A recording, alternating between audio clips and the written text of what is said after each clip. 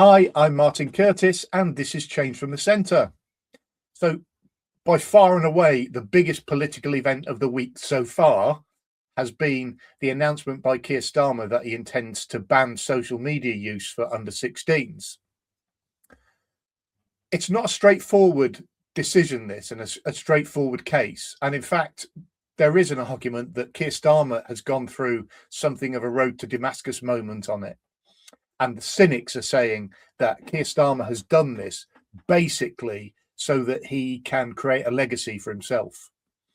There may be some truth in that, but it is also true that Keir Starmer has had a lot of people in to see him making the arguments for and against this, including some of the families who have been impacted.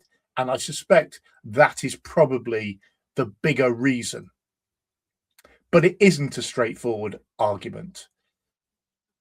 There are a lot of people campaigning against it, including families who have also lost children as a result of the worst aspects of social media.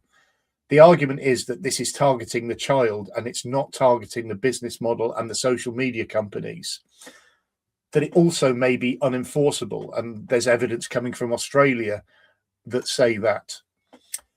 There is also an argument to say that it may be introduction of a digital ID through the back door, because if you're going to ban social media for under 16s, then you have to have some means of being able to prove your age. The other thing is it removes the benefits from social media, and there are benefits. I use social media a lot and I really enjoy it. So it removes the benefits as well as the harms. But on balance, it is probably the right thing to do. The big argument about Australia not working, I don't think washes in reality. First of all, we've got the opportunity to learn from Australia to make our ban work better, and maybe Australia will learn from that. But there is also a very strong argument to say that as the ban progresses through the age group, so as younger people reach 13, the demand for social media won't be as high as it is from those who already use it. So it will diminish over time. There's a reality also that we regulate a number of things to protect young people: alcohol, smoking, gambling, driving, because age matters. Social media should not be exempt from this. It's not about being anti-tech. It is about being pro-childhood. So before we move on to talk about what politicians need to do in order to make sure that the transition to this ban and the process of bringing a bill in happens smoothly, just a normal plea. If you like what I'm saying here, please consider liking and subscribing. It helps me and it'll help you to be notified when future videos come up. But also, if you disagree with my view that a ban should happen, I've asked a question in the comments below, which basically says, what would you do instead to actually help and make the lives of children much safer in the world of social media? Let me know what you think. I'll try and respond and I'll try and comment. Please feel free to comment also if you agree and any questions you might have, and I will try and answer. Any reasonable comments, I do always try and go back a couple of times a week and put a few answers in.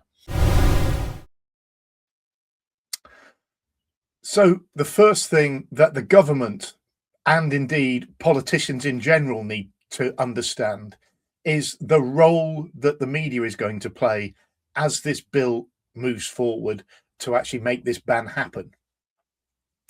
So far, it is my view that the television media in particular has lent towards and in favor of the introduction of a ban. That's not to say they haven't made the case the other way, and I'm sure they would argue that they've been impartial, but I think they've lent slightly in favor of a ban. And I think the reason for that may be that the voice of those parents who have got a message to send about the impact that social media has had on their children has been really powerful.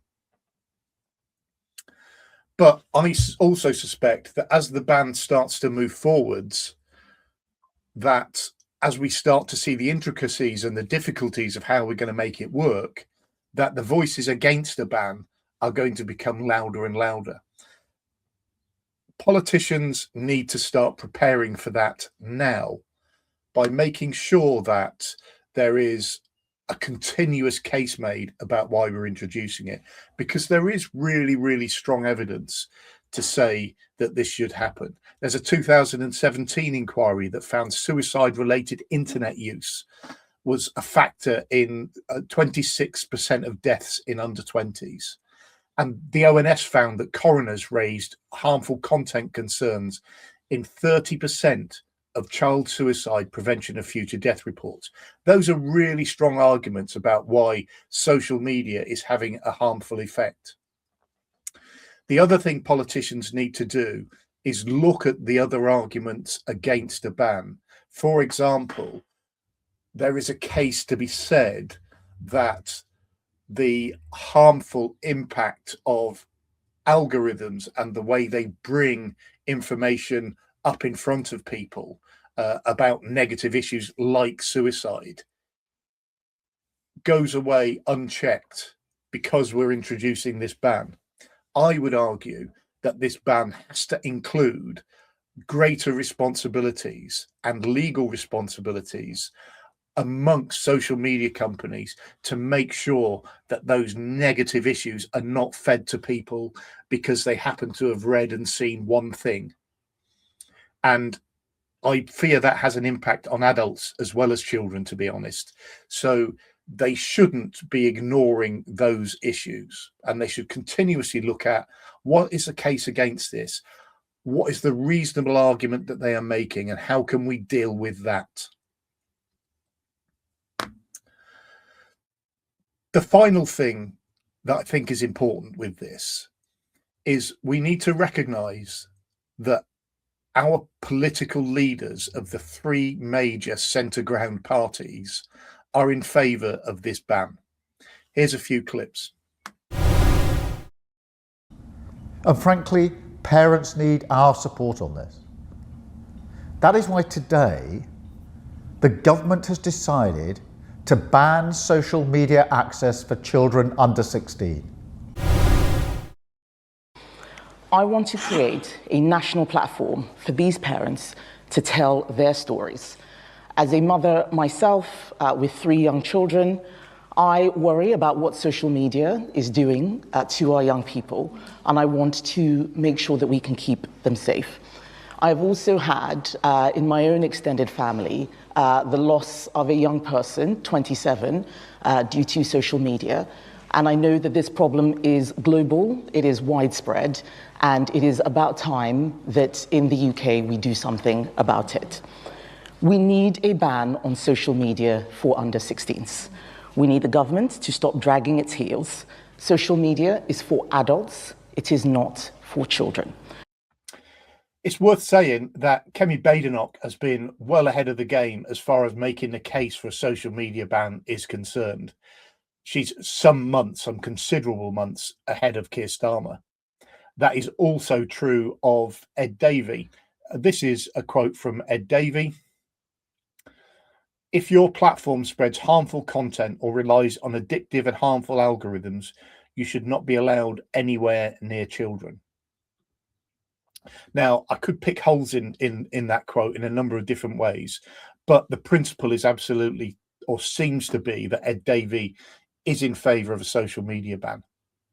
So we're in a situation where all three of our major centre ground parties are in favour of a social media ban for under 16-year-olds. So why don't we put that and that joint agreement to good use?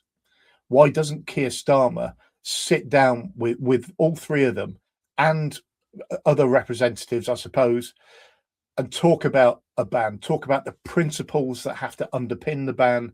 Let's find out early on what the red lines are from the various political parties, and let's try and move forward so that by the time it does get to the end stage through the House of Lords and back into the House of Commons for the final vote, there is an agreement and a consensus so that all the parties can vote in favour. My gut instinct is somewhere along the line, when it comes to a major vote, the other parties will probably start to pick holes and find reasons why they either abstain or vote against. Probably in relation to this, they'll abstain. Why not try and use this as an example of how politics can be? I know a lot of politicians and people that have party affiliations will probably push back at this, but there's a reality, which is that the public really want to see politicians working together better. They do a lot of good joint working, but public don't see it. In this case, there's a real opportunity to demonstrate it and put it to good use so that we get a ban that not only does what we want in terms of making a ban happen, but it makes it practical, it makes it deliverable, but also it deals with some of the concerns that those that are against a ban have about the process and about what it means for younger people.